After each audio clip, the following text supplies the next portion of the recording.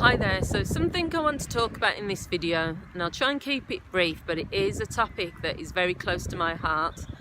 I've been a social worker for a number of years now. I've also been a counsellor and a coach. I'm currently working as a counsellor and coach, and I've spent many years working as a social worker in various teams.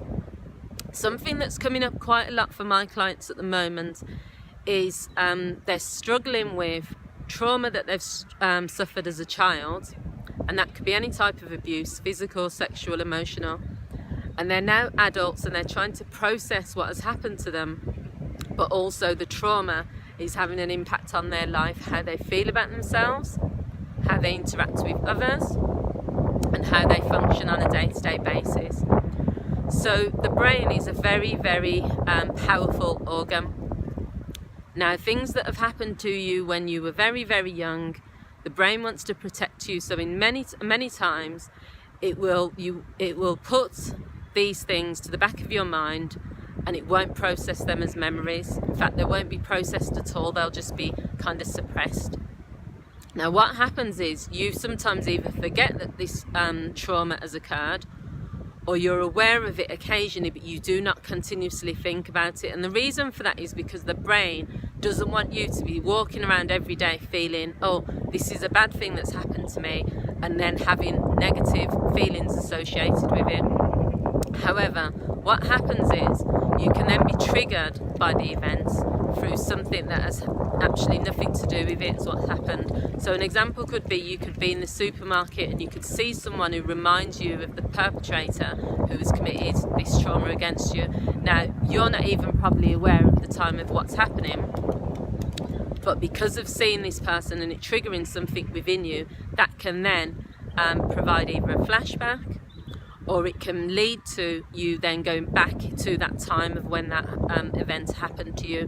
Now, for a lot of my clients, they'll say that for years they've just buried this thing that has happened. You know, they've got on with their life, they're over it. Now, this could be sexual assaults, this could be abuse, it could be physical attacks, it could be all sorts of things that have happened, but they say that they've buried them, and then maybe they've seen a program on TV, or they've been in a walking around and they've seen someone that just reminds them of the person, and they actually will get a physical response. That physical response could be like fast heart rate, panic attacks, they may feel lightheaded and dizzy, and then that will lead them to, you know, seek counselling, the reason being so that they can talk it through and work it through. What I would say to anyone is, the first thing is that if something has happened to you in the past, something very traumatic, then first of all, you're a victim in this, you know, and the word victim, I think sometimes it's used in a negative way. When I use the word victim, what I'm saying is that you did not control, ask for, or deserve what happened to you. You're not at fault in any way, you're not to blame. The perpetrator is to blame for what's happened. Second of all, it's a positive thing that the brain is protecting you. So although you've forgotten about what's happened, it's so that you can progress in your life and you can operate and function, and that you're not literally going to pieces. So at that time, the brain was protecting you. However, because there's always the possibility of something triggering what's happened to you, and it can lead then to more trauma, the key thing sometimes is to seek help and work things through. Now, working things through could be a combination of talking about what happened. It doesn't always have to mean you have to talk about what happened if you don't feel comfortable with that. However, when you're with a trained professional, the key is to work through this thing in a professional way, so that the outcome at the end of it is that you feel better, you feel lighter, you feel that you can have some sort of closure.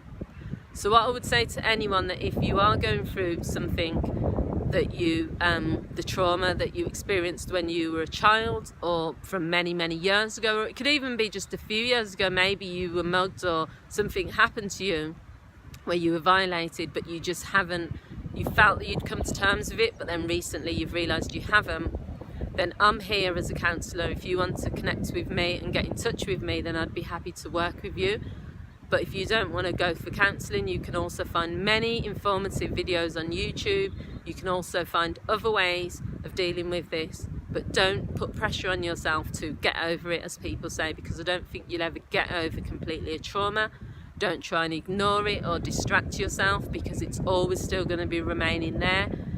If you can, it's best to work through it, process what's happened, work through it, and then put it in a box, but in a way that's more healthy. So I hope you found this video useful. I didn't want to go into too much detail on this, but I will probably be making a few other videos of a similar on a similar theme, really. So thank you all for watching, and you can find my details in the description box if you do want to make a counselling inquiry or referral. Take care, and I'll speak to you all soon. Bye.